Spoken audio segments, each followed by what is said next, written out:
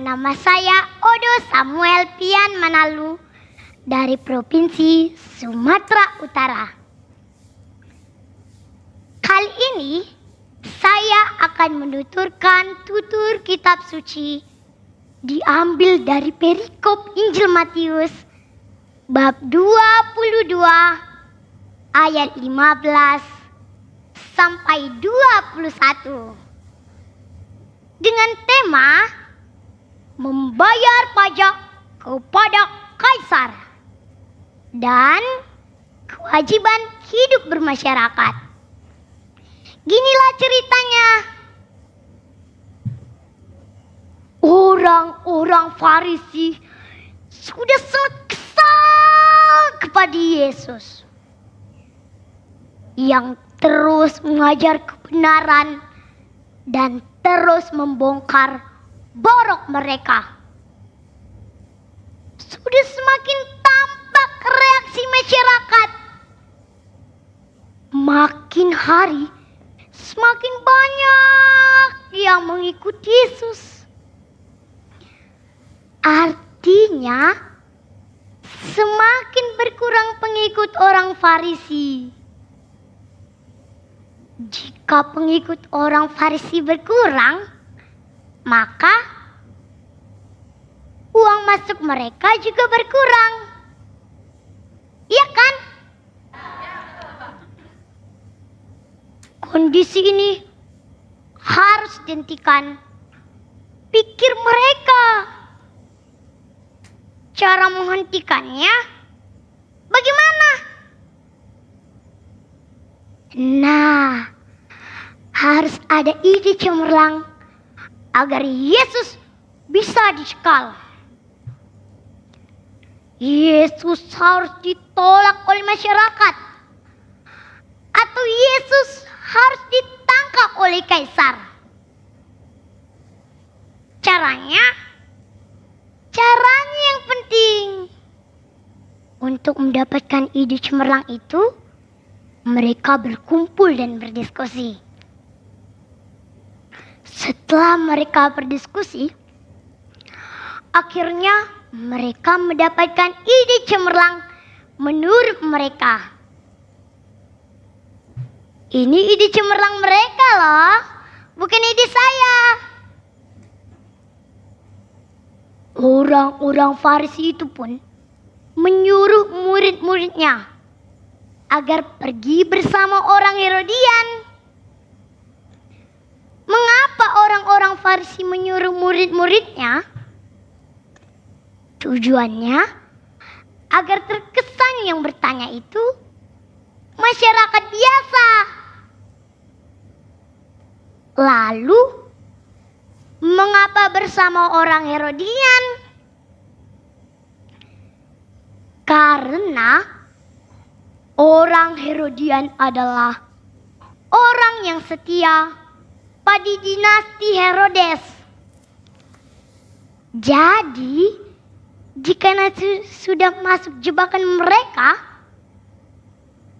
ada orang Herodian yang bersaksi kepada Herodes. Pinter kan kawan-kawan? Pinter belicik. Orang-orang Farisi itu pun menitipkan pertanyaan yang akan ditanyai oleh murid-muridnya dan orang Herodian kepada Yesus. Murid-murid mereka ini tentu harus dilatih dahulu cara bertanya pada Yesus. Soalnya yang mau ditanya itu Yesus, bukan kaleng-kaleng. Setelah mereka dilatih, pergilah mereka menghadap Yesus. Setelah menghadap Yesus, mulailah aksi dijalankan. Guru, kami tahu engkau adalah seorang yang jujur. Dengan jujur mengajar jalan Allah. Engkau tidak takut kepada siapapun, sebab engkau tidak mencari mencari muka. Di tahap awal ini, mereka memuji Yesus. Dipanggil guru, disanjung sebagai orang jujur, dengan jujur mengajar jalan Allah, dan tidak takut kepada siapapun, sebab tidak mencari muka. Mereka berharap Yesus akan tersanjung dengan segala pujian mereka itu. Secara manusiawi, kalau sudah tersanjung, pastilah nanti akan membalas budi dengan mendukung mereka. Karena di situ ada orang Herodian. Pikir mereka, Yesus akan pro kepada Herodes. Itulah jalan pikiran mereka. Setelah itu, masuklah tahap kedua, yaitu pertanyaan jebakan yang dititipkan oleh orang-orang Farisi. Yesus, katakanlah kepada kami pendapatmu. Apakah diperbolehkan membayar pajak kepada kaisar atau tidak? Dalam hati mereka, nah lo Yesus, terjebak lo. Kalau Yesus mengatakan boleh membayar pajak kepada kaisar, maka orang Yahudi akan menganggap Yesus sebagai pendukung kaisar dan tidak berpihak dengan bangsanya sendiri. Kalau Yesus menjawab tidak boleh membayar pajak kepada kaisar, kan di situ mereka telah membawa orang Herodian.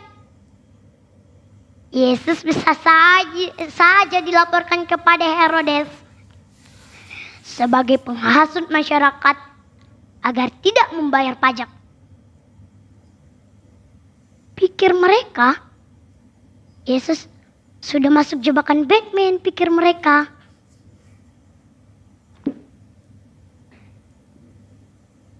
Tetapi ternyata di luar harapan mereka. Yesus tahu kejahatan hati mereka dan berkata, "Mengapa engkau mencobai aku, hai orang-orang munafik?"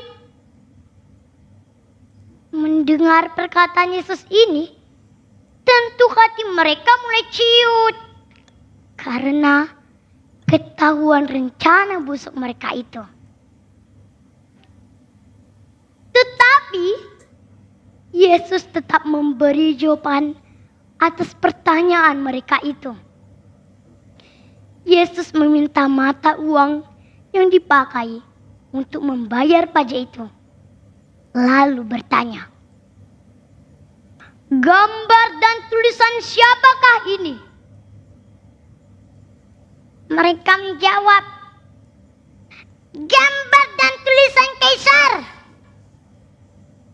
Lalu kata Yesus, "Berilah kepada kaisar apa yang menjadi hak kaisar, dan kepada Allah apa yang menjadi hak Allah."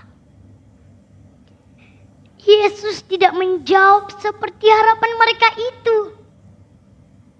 hingga rencana busuk mereka itu menjadi kandas.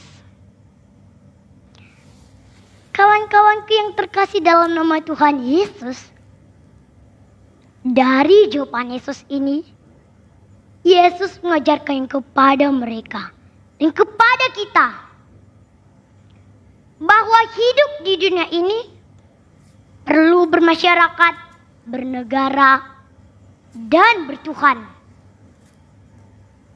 Memang sejak semula Allah menciptakan kita sebagai makhluk sosial yang membutuhkan orang lain.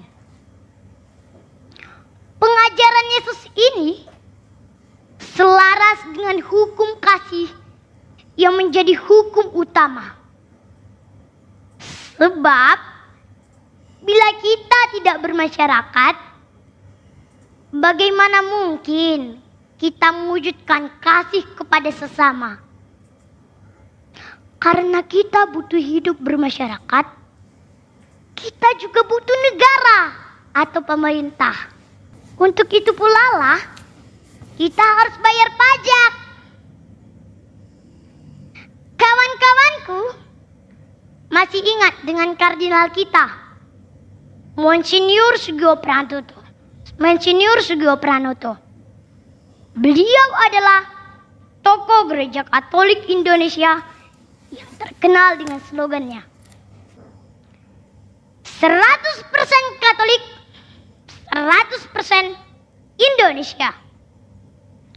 Slogan Monsinyur Sugio Pranoto ini menyegarkan pemahaman kita sebagai umat Kristus bahwa kita hidup di dunia ini perlu bermasyarakat, bernegara, dan mengabdi kepada Tuhan dan gereja.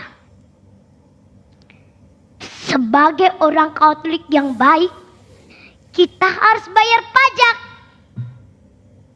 Sebab orang bijak taat pajak. Dan kita harus hidup jujur di jalan Allah. Karena tujuan akhir hidup kita berbahagia bersama Allah. Amin. Demikianlah saya sampaikan tutur kitab suci ini. Mohon izin ya, saya akan menutup tutur kitab suci ini dengan sebuah pantun. Dari kota Medan ke negeri Betawi. Cukup sekian dan terima kasih. Dalam nama Bapa, Putra dan Roh Kudus.